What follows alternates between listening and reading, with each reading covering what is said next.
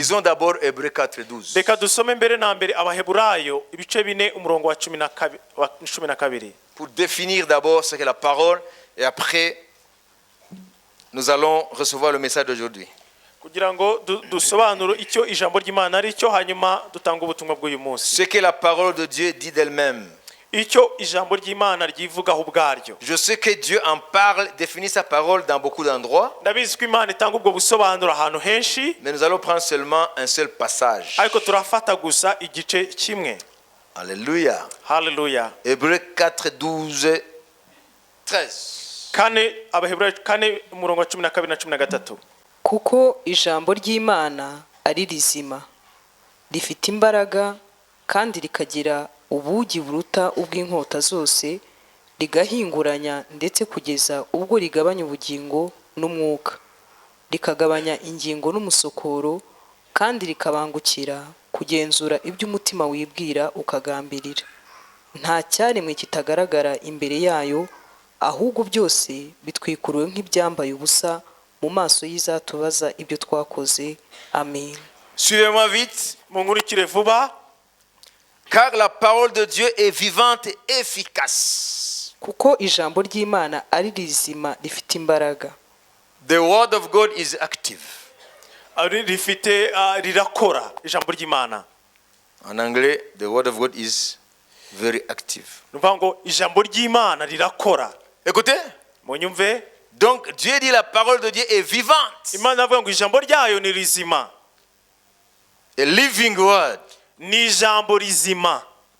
Et efficace. Kandi rifite imbaraga. Efficace, active. Cyangwa se rirakora.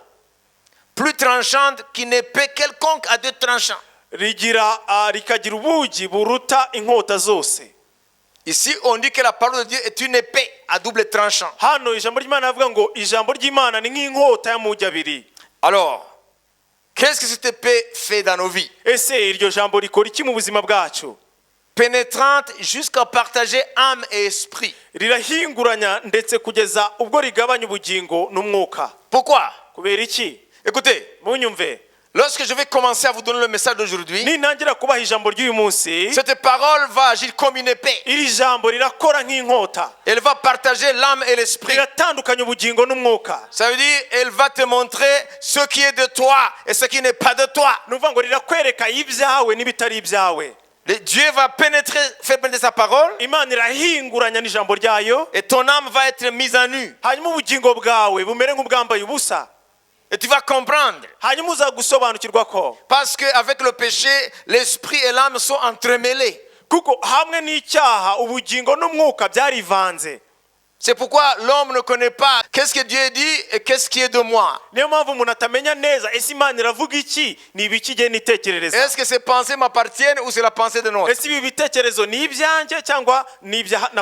Le péché a fait que l'esprit de l'homme et son âme s'entremêlent.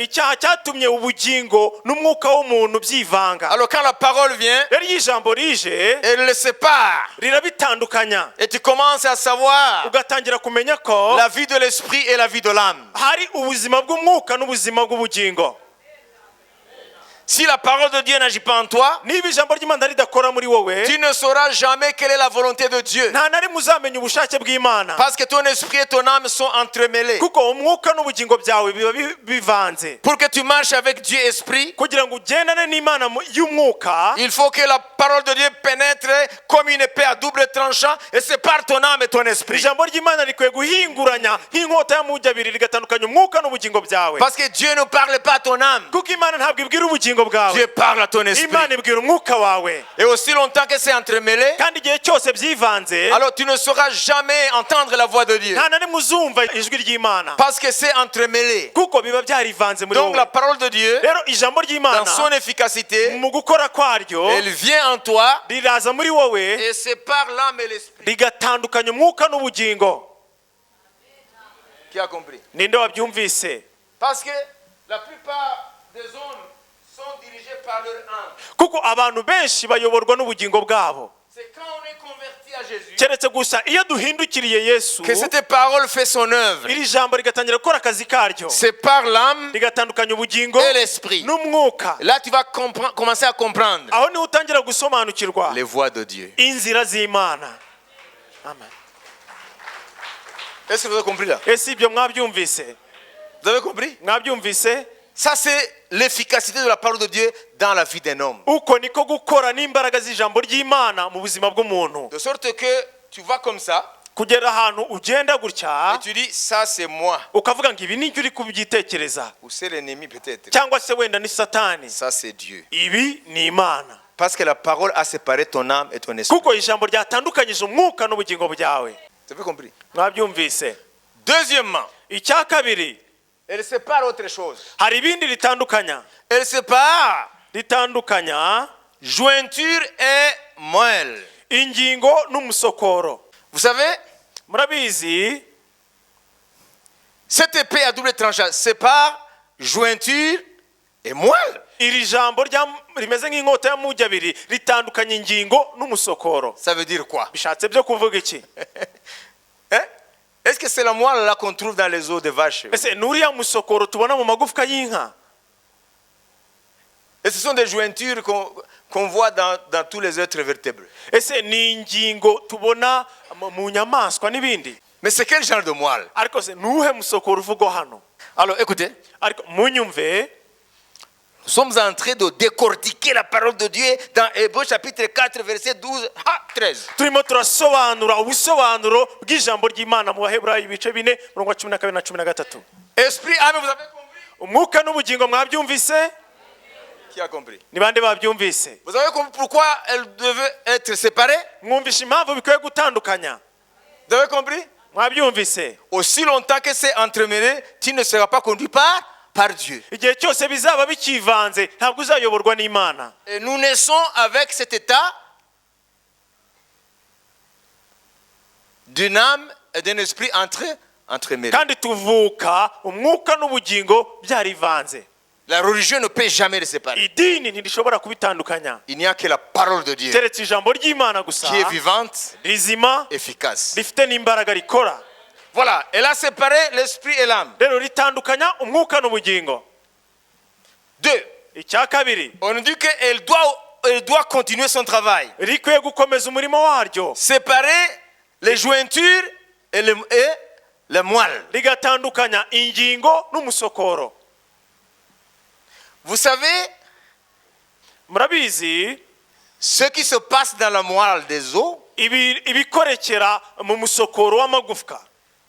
hein? muzi ibikorekera mu musokoro w'amagufwa? Ce n'est pas...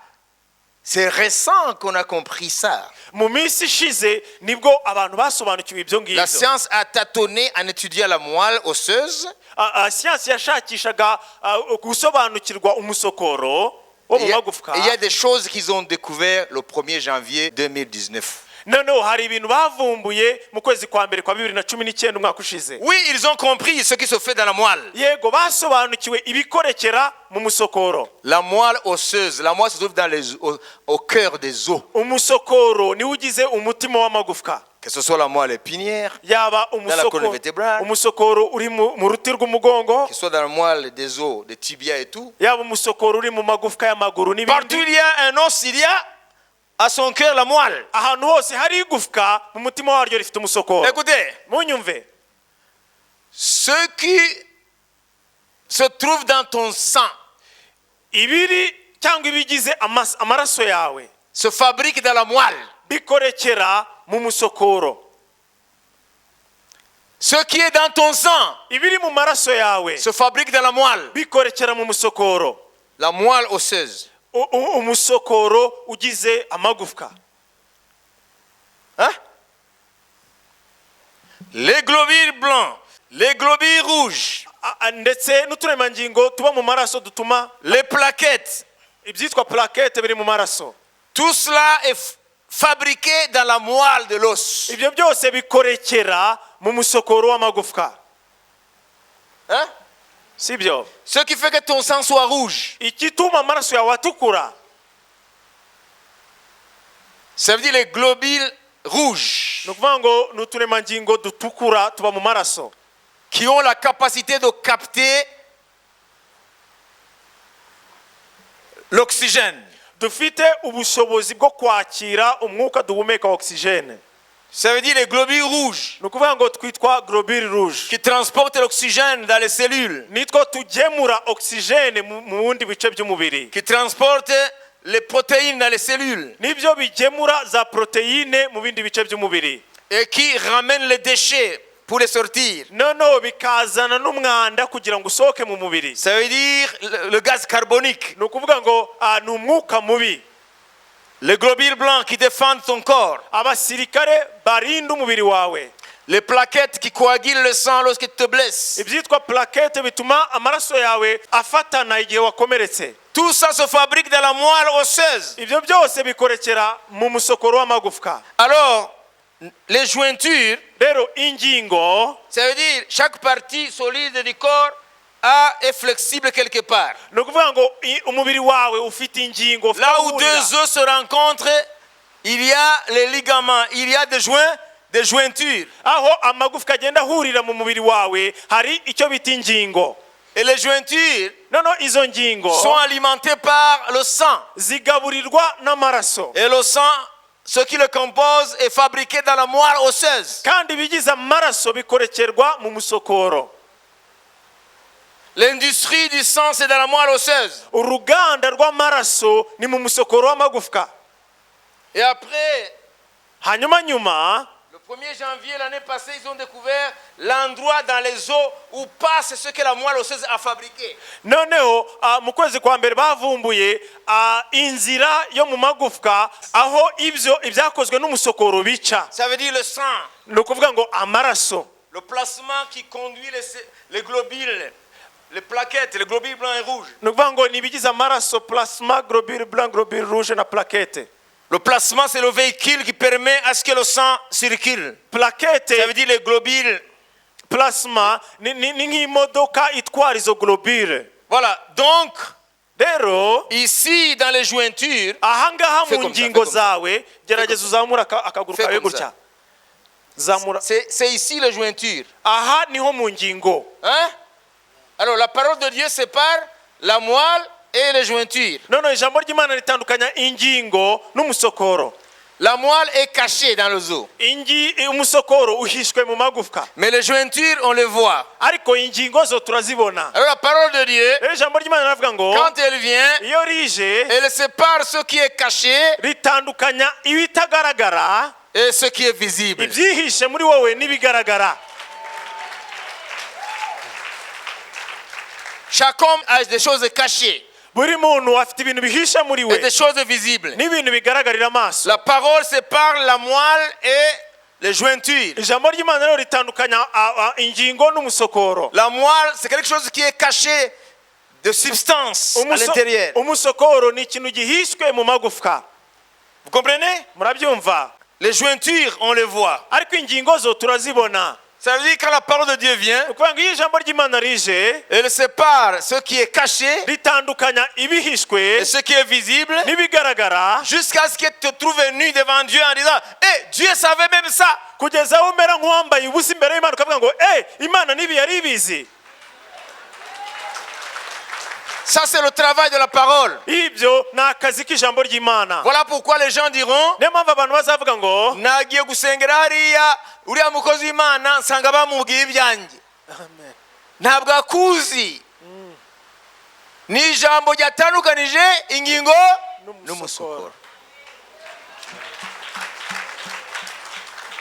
La moelle, c'est la partie cachée. umusokoro ni igice gihishe, Et les jointures, c'est la partie visible. hanyuma ingingo ni igice kigaragara. Et cette partie visible est nourrie par ce qui est caché. kandi icyo gice kigaragara kigaburirwa n'igihishe. Parce que les jointures fonctionnent à cause de ce qui est fabriqué dans la moelle osseuse. kuko ingingo zikoreshwa C'est n'ibyakorekeye. le sang qui irrigue